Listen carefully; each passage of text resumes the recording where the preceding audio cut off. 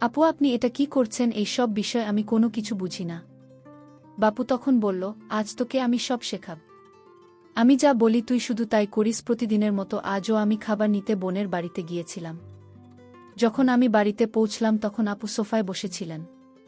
আমি আপুকে খাবার প্যাক করার জন্য বললাম। তিনি বললেন, খাবার একটু দেরিতে নিয়ে যাস। আগে তুই আমার একটু পায়ে মালিশ করে, পায়ে অনেক ব্যথা পাইছি। পায়ের ব্যথায় রাতে ঘুমাতে পারছি না। আমি বললাম, দিদি আপনি কি বলছেন? তিনি বললেন, চিন্তা করো না, এখানে কেউ নেই, কেউ তোমায় কিছু বলবে না। আমি বাড়িতে একা আছি।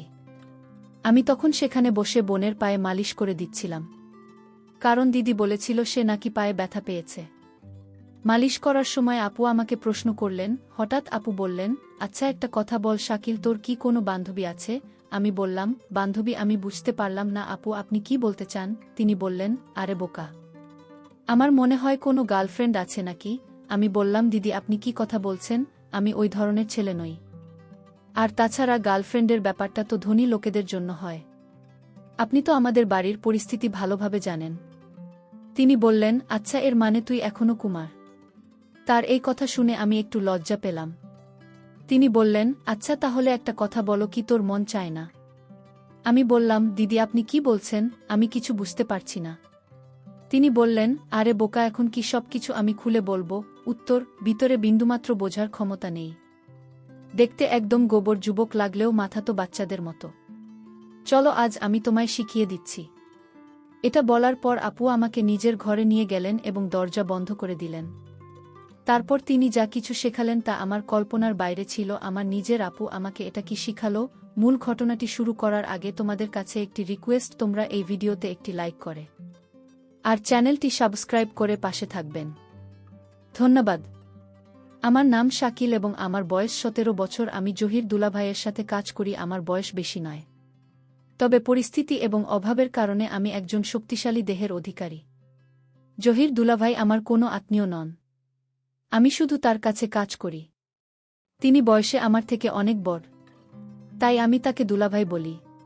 এবং তার স্ত্রীকে আপু। প্রায় 3 বছর আগে আমি তাদের কাছে এসেছিলাম এবং সেই সময় আমি মাত্র 14 বছরের ছিলাম। তখন থেকে আজ পর্যন্ত আমি তাদের কাছে আছি এবং আমার পুরো সততা এবং পরিশ্রম দিয়ে তাদের কাছে কাজ করি। এই কারণে দুলাভাই আমার সাথে খুব সদয় আচরণ করেন এবং তিনি আমার উপর পুরো বিশ্বাস করেন। জহির তার পরিবার খুব বড় নয়, তাদের 2টি মেয়ে এবং একটি ছেলে আছে এবং স্ত্রী আছে। আপুর বয়স খুবই কম। দুলাভাইয়ের বয়স 50 বছরের কাছাকাছি এবং আপুর বয়স প্রায় 35 বছর। তাদের দুজনের বয়সে এত পার্থক্য কেন সে সম্পর্কে আমি বেশি জানি না। তাদের বড় মেয়ের বয়স 15 বছর এবং ছোট মেয়ের বয়স 12 বছর আর তাদের ছেলে বর্তমানে 9 বছর। তাদের ব্যবসা খুব ভালো চলছে, এই কারণেই তাদের বাড়িতে প্রয়োজনীয় সব কিছু ছিল। আমি তাদের বাড়িতে আসা যাওয়ার ক্ষেত্রে কোনো বাধা অনুভব করিনি এবং সবকিছু আমি দুলাভাই জহিরের মাধ্যমেই এনে দিতাম। আমাকে তারা পরিবারের সদস্যের মতোই মনে করতেন। আমি এখানে কাজ করা শুরু করার পর থেকে সবকিছু ঠিকঠাকই চলছিল এবং হয়তো এভাবেই চলতে থাকত। কিন্তু একদিন এমন কিছু ঘটল যে আমার জীবনে একটি নতুন মোড় নিয়ে, এমন যে আমি নিয়ম অনুযায়ী বাড়ির জিনিসপত্র নিয়ে দুলাভাই জহিরের বাড়িতে পৌঁছলাম। কয়েকবার দরজায় নক করলেও কেউ উত্তর দিল না এবং দরজা খোলার কোনো লক্ষণ দেখা গেল না। কিছুক্ষণ অপেক্ষার পর আমি গেটটিকে একটু ধাক্কা দিলাম, দেখি সেটা লক করা নেই। তারপরে আমি নিজে গেট খুলে ভিতরে চলে গেলাম এবং বিনা দ্বিধায় রান্নাঘরের দিকে জিনিস রাখার জন্য এগিয়ে গেলাম। আমি রান্নাঘরের কাছে পৌঁছানোর পর বাথরুম থেকে হালকা হালকা হাঁপানির মতো শব্দ শুনতে পেলাম। তখন আমি সেখানেই থেমে গেলাম, কিন্তু ওই মুহূর্তে আমি বুঝতে পারছিলাম না যে এই শব্দগুলো কিসের, কারণ সেগুলো কাদার মতো মনে হচ্ছিল না। সেগুলো এক ভিন্ন ধরনের শব্দ ছিল যা আমি বুঝতে পারছিলাম না। কিছুক্ষণ আমি দাঁড়িয়ে রইলাম, কিন্তু যখন শব্দগুলো বেশ জোরালো হতে লাগল তখন আমি আর স্থির থাকতে পারলাম না এবং বাথরুমের দিকে যেতে লাগলাম। আমি দরজার কাছে পৌঁছানোর আগেই শব্দটা বন্ধ হয়ে গেল। তাই আমি আবার রান্নাঘরের দিকে ফিরে আসলাম এবং জিনিস রাখতে লাগলাম। যখন আমি জিনিস রেখে বাইরে বের হচ্ছিলাম তখন বাথরুমের দরজা খুলে আপুকে বের হতে দেখলাম।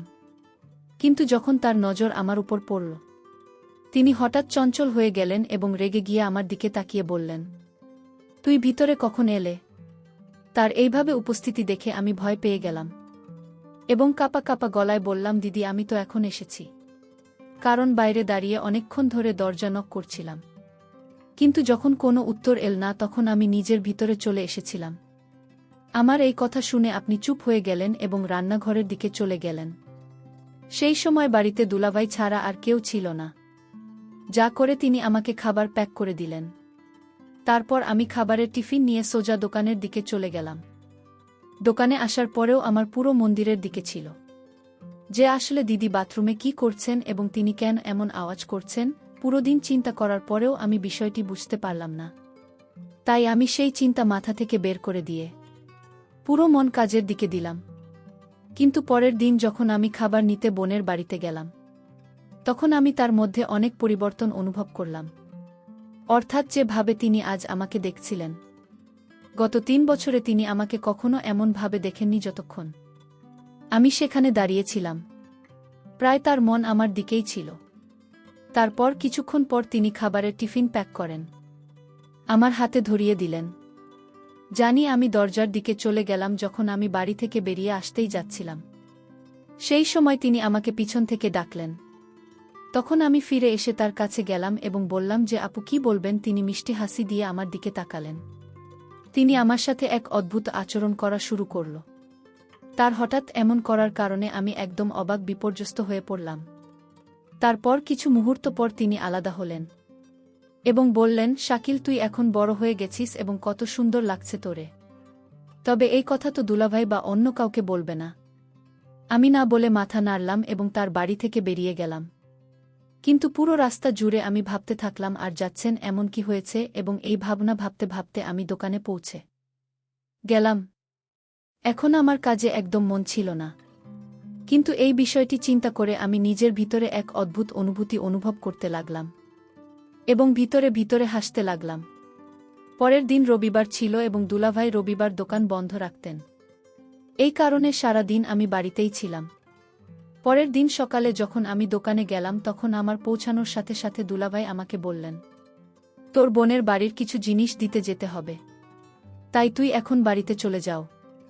দুলাভাইয়ের কথা শুনে আমি খুশি হয়ে তার বাড়ির দিকে চলে গেলাম। বাড়িতে পৌঁছে আমি দরজায় টোকা দিলাম। তখন আপনি নিজেই দরজা খুললেন, কারণ তার সন্তানরা স্কুলে পড়তে গিয়েছিল। সেই সময় আপনি ঘরে একা ছিলেন। তারপর তিনি আমাকে দেখলেন এবং ভিতরে আসতে বললেন। আমি ভিতরে ঢুকতেই তিনি দরজা বন্ধ করে রুমে চলে গেলেন, কিন্তু আমি বারান্দাতে দাঁড়িয়ে রইলাম। তখন তিনি আমাকে ডাকলেন এবং বললেন, শাকিল তুই ওখানে কেন দাঁড়িয়ে আছিস? ভিতরের উমেশ। তার কথায় আমি রুমে ঢুকে পড়লাম। প্রথমে তিনি আমার দিকে তাকিয়ে হাসলেন, তারপর বললেন, তুই বস, আমি এখনই আসছি, এবং এই বলে তিনি রুম থেকে বেরিয়ে গেলেন। আমি সোফায় বসে তার ফেরার অপেক্ষা করতে লাগলাম। তারপর যখন তিনি ভিতরে এলেন তখন তার হাতে চায়ের 2টি কাপ ছিল। তিনি একটি কাপ আমার দিকে বাড়িয়ে দিলেন। আমি বললাম, দিদি এর কি প্রয়োজন ছিল? তিনি হাসি মুখে আমার দিকে তাকিয়ে বললেন, খাস সকালে চা খাওয়ার সময়, আর তোর তো এখন অনেক পরিশ্রমের কাজ করতে হবে। তার এই কথা শুনে আমি ভাবতে লাগলাম, আসলে এমন কোনো কাজ হতে পারে। তারপর আমরা দুজন চা পান করতে লাগলাম। চা পান করতে করতে আপু বললেন, সেদিন যে ঘটনা ঘটেছিল তুই কি সেটা কাউকে বলেছিস? আমি বুঝতে পারলাম তিনি কোনো ঘটনাটি উল্লেখ করেছেন, তবে আমি অজানা সে বললাম, কোন ঘটনা আপু? তখন তিনি বললেন, ওহ তুই এত দ্রুত ভুলে গেলে, তুই কি মনে রাখুনি যে যখন তুই পরশু খাবার নিতে এসেছিলে আমি তোর সাথে জোর করে আমি বললাম জি মনে আছে, তবে আমি কেন এই বিষয়টি কাউকে বলবো? এ বিষয়ে তো আমার কোনো স্মৃতি ছিল না, এখন তুই উল্লেখ করায় মনে পড়ল। আমার কথা শুনে তিনি উঠে আমার খুব কাছে বসে গেলেন। তারপর বললেন, দেখো এখন তুই এতটা বড় যে কোনো বিষয়টি লুকোনোর মতো এবং কোনটি নয়, কারণ যে কাজ আমি তোর কাছ থেকে নিতে চাই সেটা যেন কেউ জানতে না পারে। তিনি খুব ভালোবাসে আমাকে বোঝাচ্ছিলেন এবং আমি তার কথা মনোযোগ দিয়ে শুনছিলাম। কিন্তু এই সময়ে আমার মনে অনেক প্রশ্ন জাগছিল যে আসলে এমন কোনো কাজ হতে পারে। আমি যখন এই সব কথা শুনলাম তখন আমি তাকে বললাম, আপু আপনি একদম চিন্তা করবেন না, আমি আপনাকে প্রতিশ্রুতি দিচ্ছি যে আপনি যে বিষটি বলবেন আমি তো কাউকে জানাবেন না। আমার এই কথা শুনেই তিনি একদম হাসতে হাসতে বললেন, সাবাস, আমার তরফ থেকে এটাই আশা ছিল এবং এই বলে তিনি দাঁড়িয়ে গেলেন। কিন্তু আমার উপর অবাক হওয়ার পাহাড় ভেঙে পড়ল যখন আপু পা ম্যাসাজ করতে বললেন। তিনি বললেন, আজ কাজ অনেক বেশি ছিল। আমার পায়ে অনেক ব্যথা পাচ্ছি। কাজ করে আমার পা দুইটা প্রচণ্ড ব্যথা করছে। তাই আমি খুব ক্লান্ত হয়ে গেছি। তুমি একটু পা নালিশ করে দে। আমি বললাম, দিদি আপনি কি বলছেন? তিনি বললেন, চিন্তা করো না, এখানে কেউ নেই, কেউ কিছু বলবে না। আমি বাড়িতে একা আছি এবং তোমার দুলাভাই দোকানে আছেন। আমি সেখানে বসে পায়ে শুরু করলাম পাবলিশ করার সময়। হঠাৎ আপু বললেন, আচ্ছা একটা কথা বল সাক্ষী, উত্তর কি কোনো বান্ধবী আছে? আমি বললাম, বান্ধবী আমি বুঝতে পারছি না আপু, আপনি কি বলতে চাইছেন? তিনি বললেন, ওরে বোকা, আমার মনে হলো তোর কি কোনো গার্লফ্রেন্ড আছে। আমি বললাম, দিদি আপনি কি বলছেন? আমি সেই ধরনের ছেলে না। এবং আসলে গার্লফ্রেন্ড ব্যাপারটা তো ধনী লোকেদের জন্য। আপনি তো আমাদের পরিবারের অবস্থা ভালো করেই জানেন। তিনি বললেন, আচ্ছা এর মানে তুই এখনো কুমার আছো? তার এই কথা শুনে আমি একটু লজ্জিত হলাম। তিনি বললেন, আচ্ছা তুই একটা কথা বল, তোর মন কি চায় না? আমি বললাম, দিদি আপনি কি বলছেন? আমি কিছু বুঝতে পারছি না। তিনি বললেন, ওরে বোকা, এখন আমি কি সব কিছু খুলে বলবো? জুতোর মধ্যে একদমই বোধ নেই, দেখতে একদম গোবর যুবক মনে হচ্ছে, আর মাথা তো বাচ্চাদের মতো। আজ আমি তোকে শেখাচ্ছি। তার এই কথা শুনে আমি একটু আতঙ্কিত হয়ে পড়লাম। আমি বললাম, দিদি আমার দেরি হচ্ছে, আমি দোকানে যাচ্ছি। তিনি বললেন, এখনই তো এসেছিস, এত দ্রুত কি হলো? একটু দাঁড়াও। এই বলে তিনি আমাকে থামিয়ে দিলেন। তারপর তিনি বললেন, তুই জানিস তোর দুলাভাই কতটা বুড়ো হয়ে গেছে? তার এবং আমার বয়সের কতটা পার্থক্য আছে? আমি যদি গরিব ঘরের জন্মাতাম না, তাহলে বুড়োর সঙ্গে আমার বিয়ে হতো না। এই বলে তিনি বললেন, আরও একটু পা ব্যথা করছে। কিন্তু আমি বুঝতে পারছিলাম দিদি এটা অভিনয় করছে, আসলে তার পায়ে কোনো ব্যথা নাই। আমি একটু ইতস্তত করতে লাগলাম। তিনি বললেন, লজ্জা পেও না, এরকম দৃশ্য আমি আগে কখনো দেখিনি, তাই আমি খুব নার্ভাস ছিলাম। তিনি মাঝে মাঝে কথা বলতে বলতে লাগলেন, তুই আমার দুঃখ কষ্ট কিছুই বুঝিস না। আমি তোর আপন বোন না হলেও তোকে তো আমার নিজের ভাইয়ের মতোই স্নেহ করি। তারপর বললেন, তোর দুলাভাই তো আমাকে করতে পারে না, দোকান থেকে এসে ঘুমিয়ে পড়েন। আমি কোথায় যাবে এখন তুই বল, আমি কি করব? আমি তার কথা শুনছিলাম, কিন্তু কিছুই বুঝতে পারছিলাম না। হঠাৎ সে আমাকে কাছে বসান, তারপর নানারকম কথা বলতে লাগল। কিছু কথা আমি বুঝতে পারছিলাম আর কিছু কথা পারছিলাম। তার এই ধরনের কথাবার্তায় আমি ভেতরে খুব অস্বস্তি বোধ করতে লাগলাম। আমি নিজেকে নিয়ন্ত্রণ করতে পারছিলাম না। শেষে আমি কি করব? ধীরে ধীরে সে তার উদ্দেশ্য সফল হয়ে গেল এবং আমি কিছুই করতে পারলাম না। আমার এই আচরণে কিন্তু আপু খুব খুশি ছিলেন। তিনি বললেন, অনেকদিন পর আজ আমার মন শান্তি পেয়েছে। শাকিল, তোর ভাল লাগছে তাই না? আমি উত্তর দিলাম, দিদির কাছে গেলে ভাইদের ভালো লাগবে, এটাই স্বাভাবিক। তবে এমন যে আমার সাথে হতে পারে সেটা তুমি আমায় শিখালে। তোমাকে ধন্যবাদ দিদি, তুমি আমায় এমন একটা সুন্দর কাজ শেখানোর জন্য। এই কাজ যে করবে সে আর কোনোদিন সেই কাজের কথা বলতে পারবে না। বন্ধুরা, আজকের গল্পটি কেমন লাগলো তা অবশ্যই কমেন্ট করে জানাতে ভুলবেন না।